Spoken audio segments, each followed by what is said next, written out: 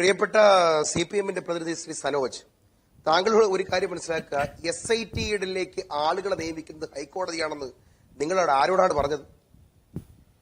SIT-യിലേക്ക് ആളുകളെ നിയമിക്കുന്നത് ഹൈക്കോടതിയാണ് എന്ന് നിങ്ങൾ പറഞ്ഞതിലൊരു അർദ്ധസത്യമുണ്ട്. എന്താണെന്നറിയോ? ഹൈക്കോടതിയുടെ പെർമിഷനോട് കൂടി മാത്രമേ SIT-യിലേക്ക് ആളിനെ വെക്കാൻ പറ്റുള്ളൂ എന്ന് പറഞ്ഞാൽ അത് കറക്റ്റാണ്. SIT-യിലേക്ക് ആളിനെ വെക്കുന്നത് ഹൈക്കോടതിയല്ല. SIT-യിലേക്ക് രണ്ടുപേരെ കൂടി SIT അംഗങ്ങളാക്കണമെന്ന സംസ്ഥാന സർക്കാരിന്റെയും SIT-യുടെയും ശുപാർശ ഹൈക്കോടതി അംഗീകരിക്കുകയാണ് ചെയ്തത്. അല്ലാതെ ഹൈക്കോടതി വെച്ചതല്ല. ശുപാർശ ചെയ്താര്? SIT-യെ നിയന്ത്രിച്ചതാര്? മുഖ്യമന്ത്രിയുടെ ഓഫീസ്. ആരോട് ചോദിച്ചത് നിങ്ങളുടെ സീനിയർ പോലീസ് ഓഫീസേഴ്സ് അസോസിയേഷന്റെ പ്രസിഡന്റ്, ഒരാളെ പേര് പറഞ്ഞുതരാം, അദ്ദേഹവുമായി ബന്ധപ്പെട്ടാണ്. നിങ്ങളുടെ ഒരു കാര്യം ഉറപ്പിച്ച് പറയാൻ കഴിയും, സീനിയർ പോലീസ് ഓഫീസേഴ്സ് അസോസിയേഷന്റെ പ്രസിഡന്റ് ഉൾപ്പെടെയുള്ള ആളുകളുമായി കൺസൾട്ട് ചെയ്തിട്ടാണ് ഇന്ന ആൾക്കാരെ SIT-യിൽ നിയമിക്കണമെന്ന് ഹൈക്കോടതിയിലേക്ക് ശുപാർശ ചെയ്തതെന്ന് ഞാൻ പറയുന്നു. നിങ്ങൾക്ക് മറുപടി പറയാൻ പറ്റുമോ? ഞാൻ ഒരു കാര്യം പറയാം. രണ്ടുപേരെ അഡീഷണൽ ആയിട്ട് നിയമിക്കുന്നു. രണ്ടുപേരെ നിയമിക്കണമെന്ന് SIT ഹൈക്കോടതിയോട് ആവശ്യപ്പെടുന്നു. ആ രണ്ടുപേരും CPM-ന്റെ പോലീസ് അസോസിയേഷനുമായി ബന്ധപ്പെട്ടവർ ആകുമ്പോൾ ഈ പൊതുസമൂഹത്തിൽ ഉയർന്ന ചോദ്യം എന്താണ്? എങ്ങനെയാണ് സംശയം ഉടലെടുക്കുക? നിങ്ങൾ നേരത്തെ പറഞ്ഞ ഷിബുവിനെ നിങ്ങൾക്ക് വ്യക്തിപരമായിട്ട് അറിയില്ലായിരിക്കും, എനിക്ക് വ്യക്തിപരമായിട്ട് അറിയാം. എന്റെ നാട്ടിൽ പാലോടത്തെ CA ആയിരുന്നു, നെടുമങ്ങാടത്തെ CA ആയിരുന്നു, അരുവിക്കരത്തെ CA ആയിരുന്നു. ഞാൻ അദ്ദേഹത്തിന് വ്യക്തിപരമായിട്ട് മറ്റെന്തെങ്കിലും തരത്തിൽ പറയാൻ ആഗ്രഹിക്കുന്നില്ല. പക്ഷെ അദ്ദേഹം CPM അനുകൂല പോലീസ് സംഘടനയുടെ തിരുവനന്തപുരം റൂറൽ പ്രസിഡന്റ് ആയിരുന്നു എന്ന് പറഞ്ഞാൽ എന്താണ് സാർ അർത്ഥം? ആ അർത്ഥം ഇങ്ങനെയാണ്: CPM നിയന്ത്രണമുള്ള സംഘടനയുടെ ഒരു തിരുവനന്തപുരം റൂറൽ മേഖലയിലെ പ്രസിഡന്റ് ആയിരുന്നു എന്ന് പറഞ്ഞാൽ അർത്ഥം CPM അനുകൂലി എന്ന് തന്നെയാണ്. എന്തിനാ അദ്ദേഹത്തിന്റെ പേര് ശുപാർശ ചെയ്യപ്പെടുന്നത്? നിങ്ങൾ നേരത്തെ പറഞ്ഞ പാലക്കാടുകാരൻ, അദ്ദേഹത്തിന്റെ മുൻകാല ട്രാക്ക് റെക്കോർഡ് എന്താണ്? CPM അനുകൂലമല്ലേ? CPM അനുകൂലികളായിട്ടുള്ള രണ്ട് CA-മാരെ കൊണ്ടുവന്ന് വെക്കേണ്ട കാര്യം ഇതിനകത്ത് എന്താണ്? നിങ്ങൾ അതിനകത്ത് ഒരു രാഷ്ട്രീയമില്ലാത്ത രണ്ടുപേരെ കൊണ്ടുവന്ന് തിരികെ വെച്ചിട്ട് ഹൈക്കോടതിയോട് SIT-യിൽ രണ്ടുപേരെ എടുക്കണമെന്ന് പറഞ്ഞാൽ മനസ്സിലാക്കാം, നിങ്ങൾ വെക്കുന്ന രണ്ടുപേർ, അതും കടകംപള്ളിയുടെ ശങ്കർദാസിന്റെയും ഉൾപ്പെടെയുള്ളവരുടെ നടപടികളിലേക്ക് കാര്യങ്ങൾ നീങ്ങുമ്പോഴാണ്. ഇനി ഒരു കാര്യം കൂടി ഞങ്ങൾ ചേർത്ത് വെച്ച് പറഞ്ഞുതരാം, കേക്ക്.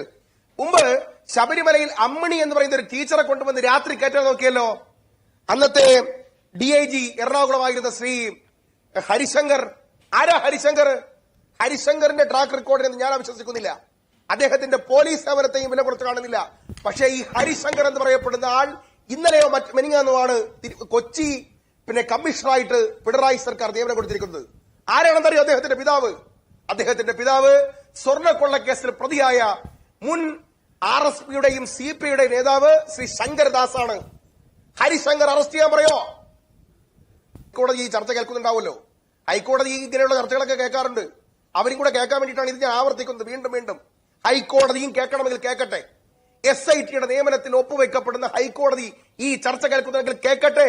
ഓണറബിൾ ഹൈക്കോടതി, ഞാനൊരു കാര്യം പറയാം. നിങ്ങൾ അറസ്റ്റ് ചെയ്യണമെന്ന് ആവർത്തിച്ച് പറഞ്ഞ ഡിസംബർ മാസം 5-ന് ശേഷം അന്വേഷണ പുരോഗതിയെ ഉണ്ടായിട്ടില്ല എന്ന് നിങ്ങൾ പറഞ്ഞ, നിങ്ങൾ എന്തുകൊണ്ട് ഉന്നതരിലേക്ക് അന്വേഷണവും അറസ്റ്റും നീങ്ങുന്നില്ല എന്ന് ഓണറബിൾ ഹൈക്കോടതി ചൂണ്ടിക്കാണിച്ച പ്രധാനപ്പെട്ട ഒരാൾ ദേവസ്വം ബോർഡിന്റെ മെമ്പറായിട്ടുള്ള ശ്രീ ശങ്കർദാസ് ആണ്. ആ ശങ്കർദാസിനെ ഇതുവരെയും അറസ്റ്റ് ചെയ്തിട്ടില്ല. അറസ്റ്റ് ചെയ്യാത്ത കാരണം ശങ്കർദാസിന്റെ മോന്റെ പേര് ഹരിശങ്കർ എന്നാണ്. ആരാ ഹരിശങ്കർ? അയാൾ കൊച്ചി കമ്മീഷണറാണ്. കൊച്ചി കമ്മീഷണറാണ്. ഇനി അതപ്പോ നിങ്ങൾ കാര്യം പറഞ്ഞിട്ടില്ലോ. അപ്പോ സ്വാധീനത്തിന്റെ കാര്യം നിങ്ങൾക്ക് പരിഗണിക്കുന്നു. അതിനെ മറുപടി നമുക്ക് സനോജിൽ നിന്ന് എടുക്കാം. ആക്ഷേപമല്ല, നിങ്ങൾ കേട്ടോ. അല്ലെങ്കിൽ അറസ്റ്റ് ചെയ്യും, അല്ലെങ്കിൽ SIT അറസ്റ്റ് ചെയ്യട്ടെ. നമുക്കിത് സ്വതന്ത്രമായി സുതാര്യമായി അന്വേഷിക്കപ്പെടണം. അറസ്റ്റ് ചെയ്യണമെന്ന് ഞങ്ങൾ പറയുന്നില്ല, അറസ്റ്റ് ചെയ്യേണ്ടെന്ന് പറയുന്നില്ല. പക്ഷേ അന്യായമായ രാഷ്ട്രീയ ലാക്കോടുകൂടി അറസ്റ്റ് വഹിച്ചാൽ അത് ബയസ്, അത് പൊളിറ്റിക്കൽ തിയറിയുടെ ഭാഗമാണത് എന്നാണ് ഞങ്ങൾ പറഞ്ഞതിനർത്ഥം. ഇനി നിങ്ങൾ സോണിയാഗാന്ധിയെ കുത്തിക്കയറ്റി 2019-ലാണല്ലോ പോറ്റി കട്ടു. ഒരു മിനിറ്റ്, 2019-ലാണല്ലോ പോറ്റി കട്ടു എന്ന് പറയുന്നത്, പോറ്റിയെ കയറ്റി എന്ന് പറയുന്നത്. ആ പോറ്റിയെ കയറ്റിയതുമായി ബന്ധപ്പെട്ട് ശ്രീ പത്മകുമാറിന് മൊഴി കൊടുത്തിട്ടുണ്ട്. എന്താണ് മൊഴിയെന്നറിയോ? 2019 ആദ്യമായി സ്വർണ്ണപ്പാളികൾ ഇളക്കി മാറ്റുന്നതുമായി ബന്ധപ്പെട്ട അപേക്ഷ എന്റെ മുമ്പാകെ വന്നത് ദേവസ്വം മിനിസ്റ്ററുടെ ഓഫീസിൽ നിന്നാണ്. പത്മകുമാറിന്റെ മൊഴി. ആരാ ദേവസ്വം മന്ത്രി? കടകംപള്ളി സുരേന്ദ്രൻ. ആരാ പോറ്റി ആദ്യമായിട്ട് കട്ടളപ്പാളി എടുത്തുകൊണ്ട് പോവാൻ അനുവാദം ചോദിച്ച് ആദ്യം പോയത് ആരെടുത്ത? കടകംപള്ളിയുടെ അടുത്ത്. ഈ കടകംപള്ളി എവിടെ കണ്ടിട്ടുണ്ട്? ഹൈദരാബാദ് എയർപോർട്ടിൽ കണ്ടിട്ടുണ്ട്, ചെന്നൈ എയർപോർട്ടിൽ കണ്ടിട്ടുണ്ട്. അത് മാത്രമല്ല, കഴക്കൂട്ടത്തെ കുറെ വീടുകൾ വെച്ച് കൊടുക്കുന്നതിന്റെ സ്പോൺസർഷിപ്പിൽ കണ്ടിട്ടുണ്ട്. അന്വേഷിക്കട്ടെ. തീർന്നില്ല. ഇന്ന് പ്രമുഖമായ പത്രങ്ങളിൽ വാർത്ത വന്നല്ലോ, SIT അന്വേഷിക്കട്ടെ. 2016 മുതൽ 2019 വരെ 13 വിദേശയാത്രകളാണ് ശ്രീ കടകംപള്ളി നടത്തിയിരിക്കുന്നത്. ആ കടകംപള്ളി നടത്തിയിരിക്കുന്ന വിദേശയാത്രകൾ നിങ്ങൾക്ക് വേണമെങ്കിൽ പറയാം. മന്ത്രിയല്ലേ? ശരി, അന്വേഷിക്കട്ടെ. അതിന്റെ കൂട്ടത്തിൽ അടൂർ പ്രകാശും പോറ്റിയും തമ്മിൽ ബന്ധമുണ്ടോ എന്നുള്ളത് കൂടി അന്വേഷിച്ചോട്ടെ. ശരി, കേൾക്ക്. ഒന്ന്, അമേരിക്കയിലേക്ക് 2 തവണ പോയി സ്വകാര്യ സന്ദർശനം. എന്തിന്? കടകംപള്ളി പോയ 2 അമേരിക്കൻ സന്ദർശനം ഇന്ന് വാർത്തയുണ്ട്. എന്തിനു പോയി? സ്വകാര്യ സന്ദർശനം. UAE-ലേക്ക് 4 തവണ പോയി സ്വകാര്യ സന്ദർശനം. അത് ഏത് കാലയളവിൽ?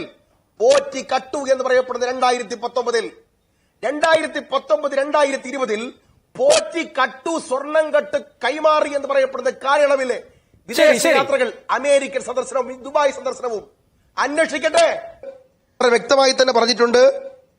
പുതുതായി ചുമതലയേറ്റപ്പെട്ടവരിൽ ഒരാൾ CPM-ന്റെ പോലീസ് അസോസിയേഷന്റെ CI റാങ്കിലുള്ള മുൻ ജില്ലാ പ്രസിഡന്റാണ് ഒരാൾ.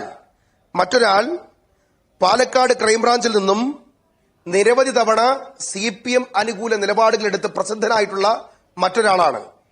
ഇതിന് എല്ലാത്തിനും നേതൃത്വം കൊടുക്കുന്നത് ADGP തലത്തിലുള്ള മറ്റൊരു ഉദ്യോഗസ്ഥനാണ്. ഇവരുടെ ആരുടെയും പേര് പറയാൻ എനിക്ക് മടിയുണ്ടായിട്ടുകൊണ്ടല്ല, അത് പറയേണ്ടയാൾ പറഞ്ഞതിന് ശേഷം പറയാം എന്ന് വിചാരിച്ചിട്ടാണ്. ഇവരുടെ 3 പേരുടെയും പേര് എന്റെ കൈവശമുണ്ട്. പക്ഷേ അത് പറയാൻ ഉത്തരവാദിത്തപ്പെട്ട ആളുകൾ പറഞ്ഞതിന് ശേഷം അത് ആവർത്തിക്കാമെന്ന് വിചാരിച്ചിട്ടാണ്. എന്തായാലും ഒരു കാര്യം ഉറപ്പാണ്, കടകംപള്ളി സുരേന്ദ്രനെ അദ്ദേഹത്തിന്റെ വിദേശയാത്രകൾ അന്വേഷിക്കണമെന്ന് ഞങ്ങൾ പറയുമ്പോൾ രേഖ വെച്ചാണ് പറയുന്നത്. ഇപ്പോ റാഷിദിന് മനസ്സിലായി കാണുമല്ലോ, ബഹുമാനപ്പെട്ട ഓണറബിൾ ഹൈക്കോടതിയിൽ ഇന്നലെ കൊടുത്ത SITയുടെ റിപ്പോർട്ട് നിങ്ങളെടുത്ത് പരിശോധിക്കണം. അതിലെ ഇന്നലെ കൊടുത്ത റിപ്പോർട്ടാണ് അത്. ഉണ്ണികൃഷ്ണൻ പോറ്റിയുടെ കസ്റ്റഡി ആപ്ലിക്കേഷന് വേണ്ടി കൊടുത്ത രേഖ ഒന്നെടുത്ത് നോക്ക്. അതിലെ കോളം നമ്പർ 6-7. ആ കോളം നമ്പർ 6-7 ഞാൻ ഞെട്ടിപ്പോവാണ്. കട്ടളയും വാതിലും ദ്വാരപാലകന്മാരെയും മാത്രമല്ല, കൊടിമരവും അതുപോലെ അഷ്ടദിക്പാലകന്മാരെയും കട്ടുകൊണ്ടുപോയി എന്ന് നമ്മൾ കേട്ടിട്ടുണ്ട്. ആദ്യം നമ്മൾ കേട്ടത് ദ്വാരപാലകന്മാരെ കട്ടു, പിന്നെ കേട്ടു കട്ടള കട്ടു, പിന്നെ വാതിൽ കട്ടു, കൊടിമരത്തിലെ ആലില സ്വർണം കട്ടു എന്ന് നമ്മൾ കേട്ടു. ഇപ്പൊ കേൾക്കുന്നു. അതിനുശേഷം കുറച്ചുകൂടി കഴിഞ്ഞപ്പോൾ നമ്മൾ കേട്ടു അഷ്ടദിക്പാലകന്മാർ തങ്കവിഗ്രഹം ചെറുത് കട്ടു. എന്നിട്ട് ചെറു പ്രതിഷ്ഠകളും കട്ടു എന്ന് പറഞ്ഞപ്പോൾ ഞങ്ങൾക്ക് വിശ്വാസമുണ്ടായില്ല. എന്നാൽ SIT, ഏത് SIT? നിങ്ങൾ നേരത്തെ വിശ്വാസമുണ്ടോ ഇല്ലയോ എന്ന് എന്നോട് ചോദിച്ച SIT ബഹുമാനപ്പെട്ട ഓണറബിൾ ഹൈക്കോടതിയിൽ ഇന്നലെ കൊടുത്ത റിപ്പോർട്ടിലെ 5, 6, 7 കോളം 6-7 കോളം ഇങ്ങനെയാണ് വായിക്കുന്നത്. പ്രഭാവലയം അഥവാ പ്രഭാമണ്ഡലം, അയ്യപ്പന്റെ തലയ്ക്ക് ശിരസിന് മുകളിൽ അദ്ദേഹത്തിന്റെ പ്രഭാമണ്ഡലമായി സ്വർണം പതിച്ചു വെച്ച സ്വർണപ്പാളി കൊള്ളയടിക്കപ്പെട്ടു. കട്ടളയ്ക്ക് മുകളിൽ ഇരുന്ന ശിവരൂന്റെ രൂപം മഹായോഗിയായി മഹാശിവനെ കട്ടു. വ്യാളിയുടെ രൂപം കട്ടു. പ്രഭാമണ്ഡലത്തെ കടത്തിയതിന് പുറമെ ശിവരൂപത്തെയും വ്യാളി രൂപത്തെയും കട്ടതിന് പുറമെ കോളം നമ്പർ 6-ൽ വ്യക്തമായി പറയുന്നു, ദശാവതാരം ആലേഖനം ചെയ്ത 2 സ്വർണപ്പാളികൾ കട്ടു. ദശാവതാരം ആലേഖനം ചെയ്ത 2 സ്വർണപ്പാളികൾ കട്ടു. ഞാൻ പറഞ്ഞതല്ല, SIT ഇന്നലെ ഹൈക്കോടതിയിൽ കൊടുത്ത രേഖ. രാശി ചിഹ്നങ്ങൾ എന്ന് പറഞ്ഞാൽ രാശികൾ ഏത് രാശിയിലാണ് നിൽക്കുന്നത് നമ്മൾ പറയാറില്ലേ, ആ രാശി ചിഹ്നങ്ങൾ ആലേഖനം ചെയ്ത 2 സ്വർണപ്പാളികൾ ചെറുത് കട്ടു. കട്ടളയ്ക്ക് മുകളിൽ കട്ടളയ്ക്ക് മുകളിൽ പടിയുണ്ട്. ആ പടിയിലെ പാളികൾ പ്രത്യേകം ആലേഖനം ചെയ്തിരുന്ന സ്വർണപ്പാളികൾ കട്ടു.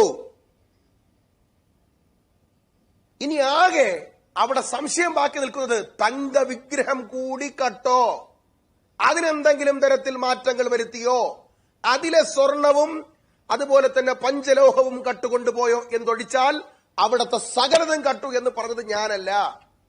പ്രതിപക്ഷ നേതാവല്ല, റാഷിദ് അല്ല, SIT ആണ്. ഏത് SIT? ഹൈക്കോടതി വെച്ച SIT ആണ്. ആ SIT ആണ് ഹൈക്കോടതിയിൽ കൊടുത്ത രേഖകളിൽ ഇതിങ്ങനെ പറയുന്നുണ്ടെങ്കിൽ ആ കൊള്ളയുടെ വ്യാപ്തി എന്താണ് റാഷിദെ? ഒന്ന് ശ്രദ്ധിക്കേ.